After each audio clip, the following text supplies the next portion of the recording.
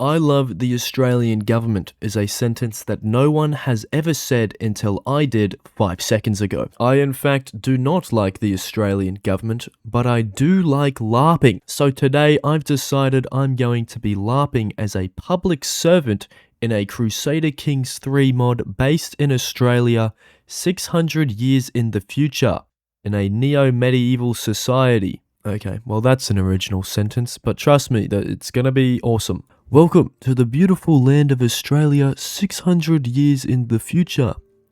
Unfortunately, whatever set humanity back to the medieval era didn't manage to take out Canberra. My game just fucking crashed. There's no way, dude. Where was I? Whatever wiped Australia back to the medieval era didn't manage to take out Canberra, but fortunately for me, and quite literally me alone, it means I am. Why does my game keep crashing? It must have heard me speak ill of the Australian Capital Territory, and I've learnt my lesson. I will never speak ill about the Australian Capital Territory ever again.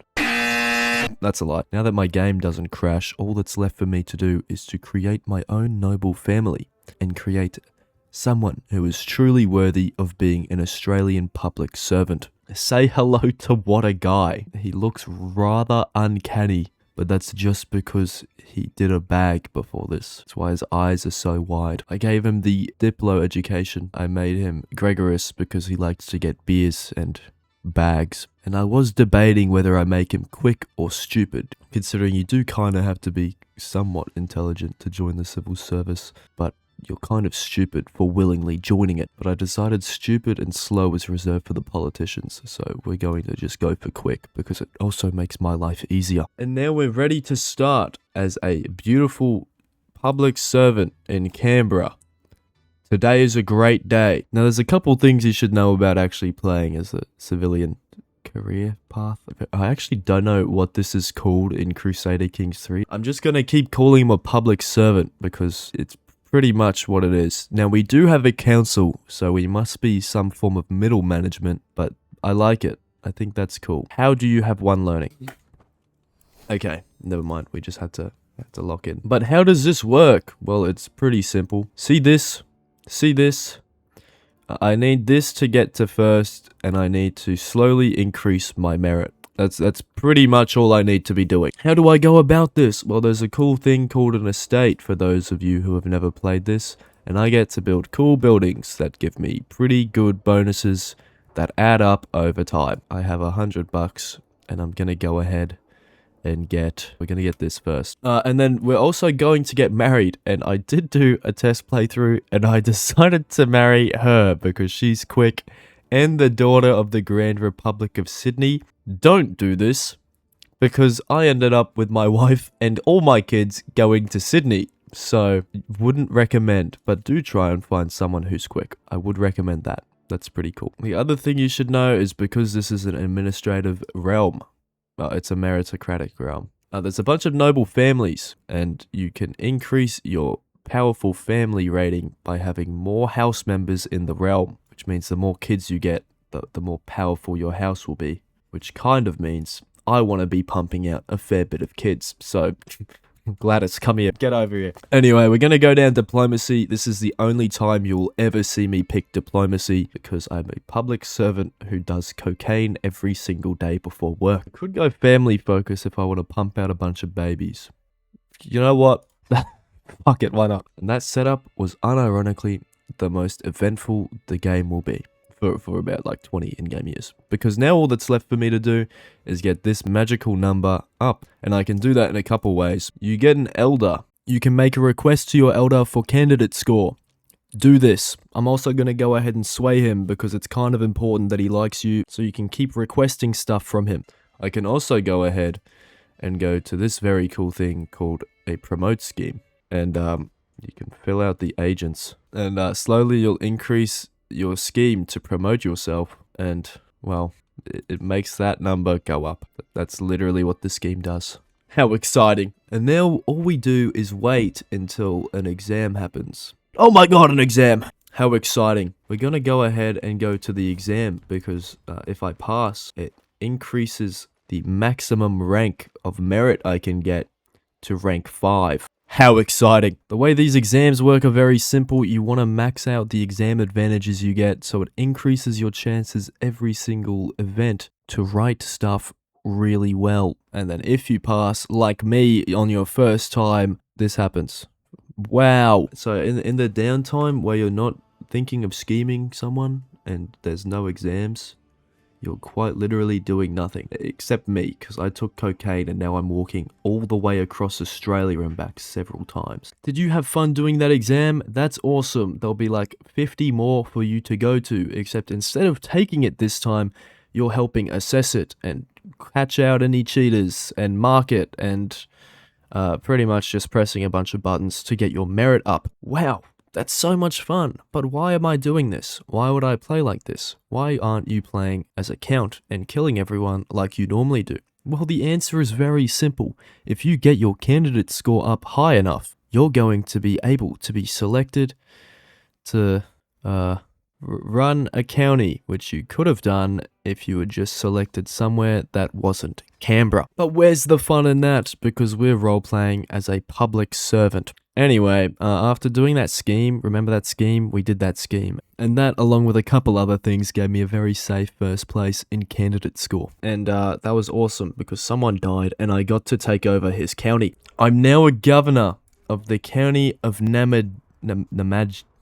I don't know, mate. I have an idea, and it's called marrying this guy with my daughter, Gladys, matrilineally. And my plan, now that I have just allied Monaro, is to go to war with these people because I can do a county expansion, Casus Belli, and their only allies are the ACT and Yass Valley. And I'm obviously a vassal of the ACT, so really I just have to fight Yass Valley. Are these guys, they're weak as shit. And these guys, who are also weak as shit. So, that's the plan, I think. I'm gonna call in my beautiful ally, and she's gonna win the war for me.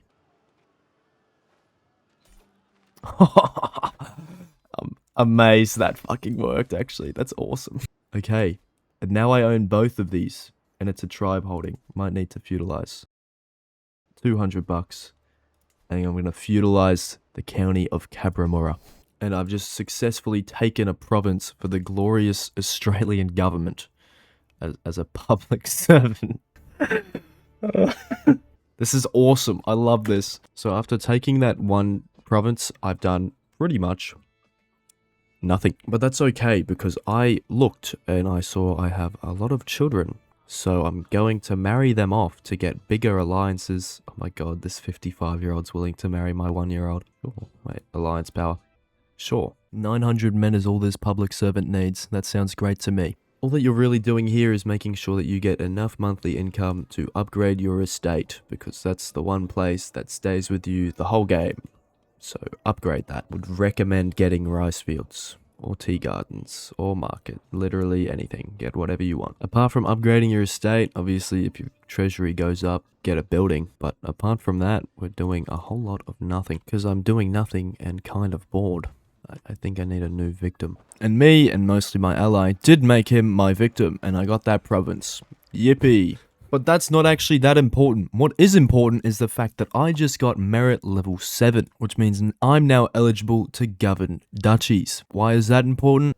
Because I get more money. And then with money, I can upgrade my domicile, get men-at-arms, and kill more people. Wait, that's not a very good public servant response. I get bestowed the honor to manage more glorious land for the Australian government.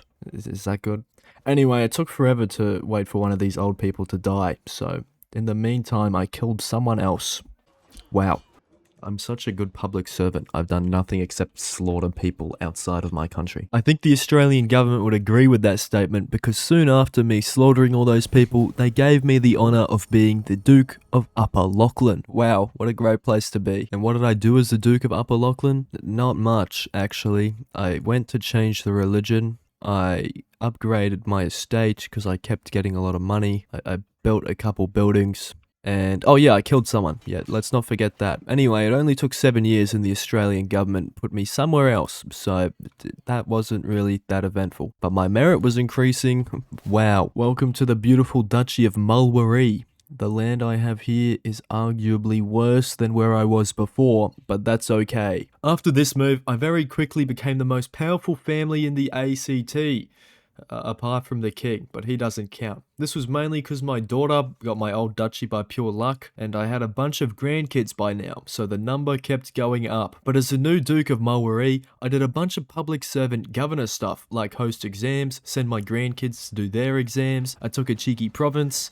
I couldn't help myself, sorry. I sorted out a governance issue, I did a bit of nepotism with the land I took, but these got pretty boring pretty quick. So I went ahead and killed the same guy I did before for the entire duchy this time. And it went pretty well. I'm such a good public servant. Look at me go. But shortly after taking the duchy, I got a pretty incredible idea. This is the Kingdom of Heaven. Not the cool movie with Baldwin IV. I wish it was that cool. This one's in Southeast Australia, and I think there's 50 people that live here today in real life. But the duchy I just took is part of the Kingdom of Heaven, and the Prime Minister of the ACT, like the King, is very close to forming an empire, and if he does form this empire, I'll be able to become a king of the newly formed Kingdom of Heaven, after I take the land for it. The idea was perfect. The glorious Australian Capital Territory would expand, and my job as a loyal public servant would be fulfilled to the best of my ability. I quickly started taking provinces within the kingdom, and oh my god, the Prime Minister moved me. Why am I in the Duchy of Hilltops now? Isn't that a fucking rapper? The Prime Minister must have caught wind of my amazing plan and put a stop to it by forcibly moving me to the other side of the ACT. And I definitely didn't forget to press this button, which meant that I got moved. That definitely wasn't it. It was the Prime Minister. I was done being a nice, docile public servant. The Prime Minister couldn't restrain me anymore. This could only mean war against the people next to me. These guys were asking for it. The Prime Minister can wait. I was getting very rich very quickly as I was building up to get ready to fight the evil Prime Minister. Until I got called to one of my allies' wars against a king in the Snowy River. We're an empire now, by the way, so there's kings. After swiftly defeating him in battle, he was deposed as king, and in his place, I was put there. Wow, maybe I was too hard on the Prime Minister.